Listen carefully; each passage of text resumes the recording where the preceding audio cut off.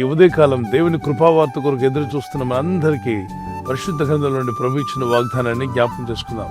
నేటి వాగ్దానము సామ్స్ 145:18. తనకు మొరపెట్టి వారందరికీ అనగా నిజముగా మొరపెట్టి వారి అందరికీ యెహోవా సమీపంగా ఉన్నాడు.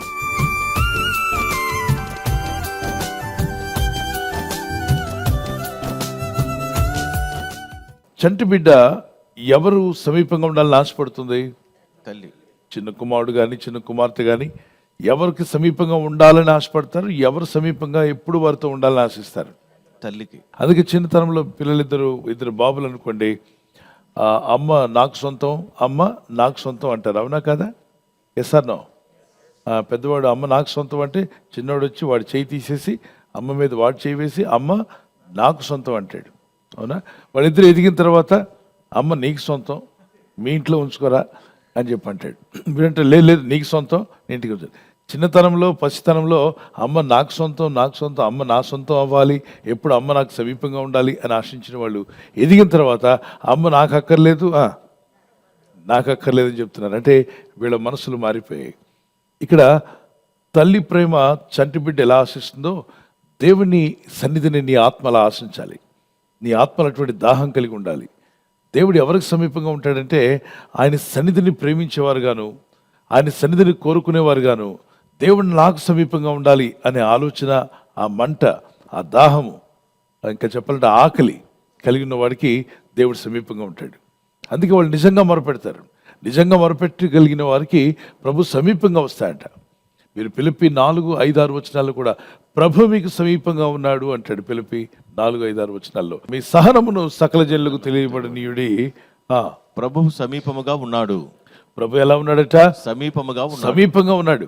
ప్రభు మనకు సమీపంగా ఉన్నాడు. ఎప్పుడు ఎవరికి సమీపంగా ఉంటాడు? సహనము సకల జనులకు తెలియబడనీయుడి. దేవుని కొరకు సహనంగా ఉంటావే.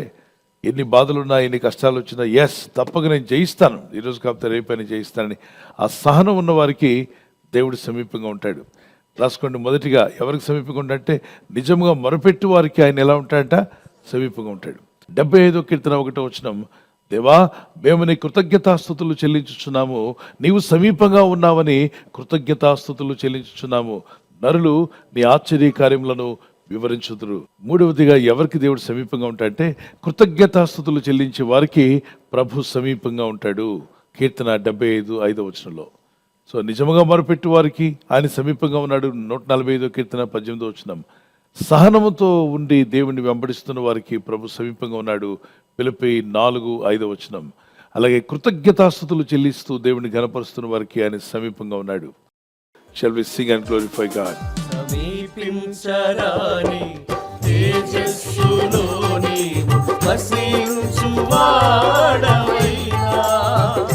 మా సమీపమునకు దిగి వచ్చినావు, నీ ప్రేమ వర్ణింపతరమా. నా సమీపమునకు దిగి వచ్చినావు, నీ ప్రేమ వర్ణింపతరమా.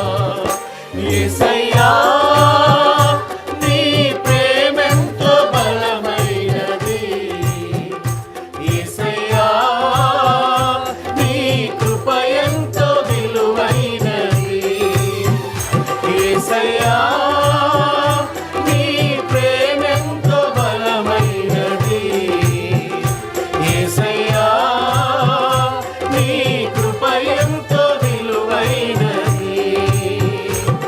సమీపించరాని తేజస్సులో నీవు వసించువాడవైనా, మా సమీపమునకు దిగి వచ్చినావు, నీ ప్రేమ వర్ణింపతరమా. మా సమీపమునకు దిగి వచ్చినావు, నీ ప్రేమ వర్ణింపతరమా. ఈరోజు కష్టంలో ఉన్నాను, బాధల్లో ఉన్నాను, ఇబ్బందులు ఉన్నాను, నాకు ఆదరించేవారు లేరు, నా పక్కనే నిలబడి నా కష్టాలు వినేవారు లేరు, నా హృదయ భారాన్ని పంచుకోవడానికి నా మాట వినేవారు లేరు, నాకు చెవియొగ్గేవారు లేరు, నా మనసులో ఉన్న భారాన్ని పంచుకోలేకపోతున్నాను అని ఎవరైనా బాధలో ఉంటే ఈ వాక్యం మీకే. ప్రభు నీకు సమీపంగా ఉన్నాడు. ఆయన నీ భారాన్ని వింటాడు, నీ మనసులో ఉన్న వేదనలన్నీ కూడా వింటాడు. ఆయనతో పంచుకో, ఆయన సన్నిధిలో మొరపెట్టు, ప్రభు నా పరిస్థితి ఇలా ఉందని. ఎవరు ఆవిడ ఒంటరిగా వెళ్ళి మందిరంలో ప్రార్థన చేసింది? ఎవరు లేరు అక్కడ, ఎవ్వరు లేరు. ఆమె గురించి చెప్పుకోవడానికి, ఆమె విషయాలు చెప్పుకోవడానికి ఎవ్వరు, వినడానికి ఎవరు లేరు. వినడానికి ఎవరు లేకపోయినా, తోడు రావడానికి ఎవరు లేకపోయినా, దుఃఖంలో బాధతో వేదంతో ఉన్నప్పుడు ఒంటరిగా వెళ్ళి దేవుని సన్నిధానంలో కూర్చొని కన్నీళ్లతో మొరపెడుతూ తన హృదయాన్ని, తన ఆత్మను కుమ్మరించుకుంది. ఆమె పేరేంటి? హన్నా. 1 సమూయేలు 1వ అధ్యాయం 14-15 వచనాల్లో she poured out our spirit. ప్రభు సమీపంగా వచ్చాడా? ఎస్. యాజకుడు అంటాడు, ఏమ్మా ఏం చేస్తున్నావు నువ్వు ఇక్కడ ఒంటరిగా కూర్చొని, నీలో నువ్వు మాట్లాడుకుంటున్నావు అని చెప్పి అడిగితే, నా ఏలినవాడా, నేను మనోదుఖం గలదాన్నై ఉన్నాను, అత్యంత కోప కారణమును బట్టి బహుగా నిట్టూర్పులు విడిచాను. నీ మీద నీకు కోపం వస్తుందా? నా బ్రతుకు ఎందుకు ఇలా ఉంది, నా కుటుంబం ఎందుకు ఇలా ఉంది, నా పరిస్థితులు ఎందుకు ఇలా ఉన్నాయి, నేను ఎందుకు అలా చదవలేదు, నేను ఎందుకు అలా సంపాదించలేదు, నేను అప్పుడు సరైన డిసిషన్ ఎందుకు తీసుకోలేదు, తప్పుడు నిర్ణయాలు ఎందుకు తీసుకున్నాను, వారి మాట అసలు ఎందుకు విన్నాను, ఇలా ఎందుకు ప్రవర్తించాను అని నీ మీద నీకు ఎప్పుడైనా కోపం వస్తే నువ్వు చేయవలసింది ఏంటో తెలుసా? ఆయన సన్నిధి సమీపించేలాగా, ఆ దేవుడు నీకు సమీపించేలాగా నువ్వు చెయ్యి, ప్రార్థించు. నిట్టూర్పులు విడుస్తూ ప్రార్థించిందట. మీకు అత్యంత కోపం వస్తే మీరేం చేస్తారు? హన్నాకు కోపం వస్తే దేవుని సన్నిధికి వెళ్ళింది. కోపం ఇంకా ఎక్కువైతే ఎక్కువసేపు ప్రార్థన చేసింది. ఇలాంటి కోపం కలిగి ఉండండి, ఈ కోపం మీకు మేలు చేస్తుంది. మీ మీద మీకు కోపం వచ్చినా, ఇంటి వారి మీద కోపం వచ్చినా, మీ ఉద్యోగులు ఎవరి మీద మీకు కోపం వచ్చినా, ఇదిగోండి హన్నా లాంటి కోపం అయితే ఆమె కోపం వస్తే ప్రార్థన చేస్తుంది. సో దేవా, నీతో చెప్పుకున్నాను, నాకు సమీపంగా ఉన్నావని ప్రార్థిస్తున్నాను. ప్రార్థించినప్పుడు ఏమని ప్రార్థించాలి? నిజంగానే మొరపెడుతున్నా అన్న వ్యక్తి ఏమని అనుకోవాలి? ప్రభు నాకు సమీపంగా ఉన్నాడు. ప్రార్థన చేసుకున్నాడు. ఈ వాగ్దానం నా పట్ల నెరవేర్చుదేవా, నాకు సమీపంగా ఉంటాను తండ్రి, ఇదిగో నాకు సమీపస్తుడిగా ఉండి నన్ను నడిపించండి. బిడ్డకు తల్లి సమీపంగా ఉంటే ఎంత మేలు కలుగుతుందో, ఆ తల్లి తన బిడ్డ విషయంలో ఎంత శ్రద్ధ వహిస్తుందో, నాకు సమీపంగా ఉన్న దేవా, నా పట్ల మీరు శ్రద్ధ కలిగి ఉన్నారు. Father, if you come close to me, all my needs will be met. ప్రభువా, నీవు సమీపముగా వస్తే నా అవసరతలన్నీ తీర్చబడతాయి. Lord, if you stand with me, I can overcome anything in my life. ప్రభువా, నీవు నాకు తోడుగా నిలబడితే నా జీవితంలో ఏ సమస్యనైనా నేను జయిస్తాను. Father, if your presence come with me, I will have victory, Lord my God. నీ సన్నిధి నాకు తోడుగా వచ్చి నీవు సమీపముగా ఉంటే ప్రభువా, నేను విజయం పొందుకుంటాను తండ్రి. Spirit of God, come close to us, Lord. పరిశుద్ధాత్మ దేవా, మాకు సమీపముగా రమ్ము నాయనా. We want your presence, Master. తండ్రి, నీ సన్నిధి మాకు కావాలి ప్రభువా. We want your help, O God. నీ సహాయం మాకు కావాలి తండ్రి. ఈ ప్రజలు చేస్తున్న ప్రయత్నాలు ఫలింపజేయండి. ఈ రోజు ప్రార్థించి ప్రయత్నించబోతున్న శంకుస్థాపన అయిన, గృహప్రవేశమైన, ఒక బిజినెస్ ప్రారంభిస్తున్నా, ఉద్యోగ ప్రారంభానికి వెళ్తున్నా, ఒక మంచి కార్యక్రమాన్ని ప్రారంభిస్తుండగా, నేను వారి బిడ్డల వివాహం కొరకు ప్రయత్నాలు చేస్తుండగా, వారు చేస్తున్న ప్రయత్నాలు ఫలించలాగున మీ దూతలకు ఆజ్ఞాపించండి. మీరు ఆజ్ఞాపిస్తే కార్యాలు జరుగుతానైనా.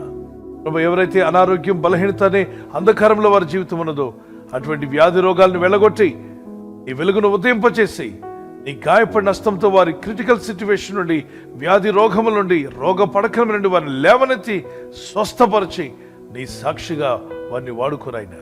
ప్రయాణం చేసి బయటికి వెళ్తున్న వారు మళ్ళీ తిరిగి క్షేమంగా ఇళ్లకు వచ్చేందుకు సాయం దయచేయండి. మా ప్రయాణాల్లో నీ కాపుదలు ఇవ్వండి. ఎటువంటి యాక్సిడెంట్స్ కానీ, ప్రమాదాలు కానీ గురి కాకుండా నీ కాపుదలు యేసు నామములో ప్రతి ఒక్కరికి కలుగునుగాక. ప్రభా, ఈ వాగ్దానం పట్టుకుని ప్రార్థిస్తున్నటువంటి ఆత్మీయులందరినీ కూడా మీ కుమార్తెలను దర్శించి వారి కుటుంబాలను తాకండి, వారి పిల్లలను దర్శించండి. యేసుక్రీస్తు వారి పరిశుద్ధ నామములో అడిగి వేడుకుంటున్నాను నా పరలోకపు తండ్రి. ఆమేన్, ఆమేన్.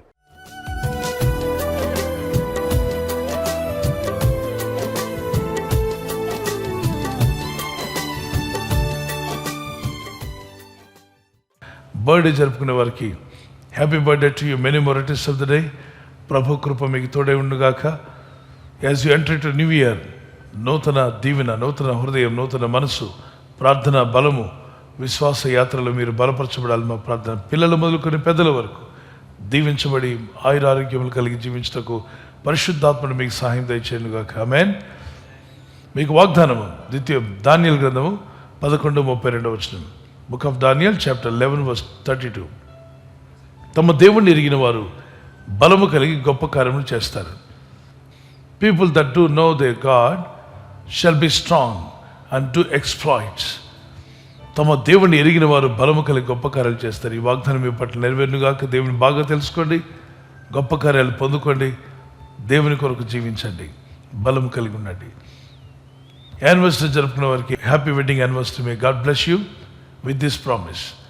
కీర్తన 37:22. Psalms 37:22. యెహోవా ఆశీర్వాదం నొందిన వారు భూమిని స్వతంత్రించుకుందరు. దేవుని ఆశీర్వాదం నొందిన వారు భూమిని స్వతంత్రించుకుంటారు. For those blessed by the lord shall inherit the land. దేవుని చేత మీరు దీవించబడి ఆశీర్వదించబడి మీరు భూమిని స్వతంత్రించుకుందరు.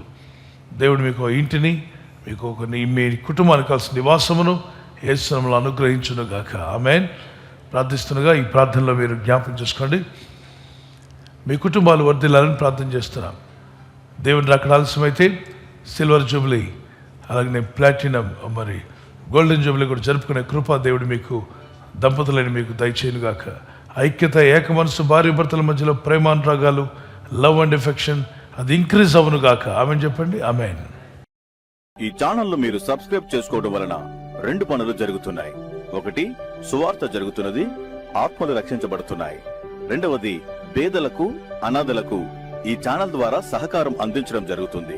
మనం సబ్స్క్రైబ్ చేసుకోవడం వలన అందరికీ సహాయం చేసిన వారమవుతున్నాం. ఖచ్చితంగా ఈ యూట్యూబ్ ఛానల్ ను సబ్స్క్రైబ్ చేసుకొని బెల్ బటన్ ను క్లిక్ చేయండి.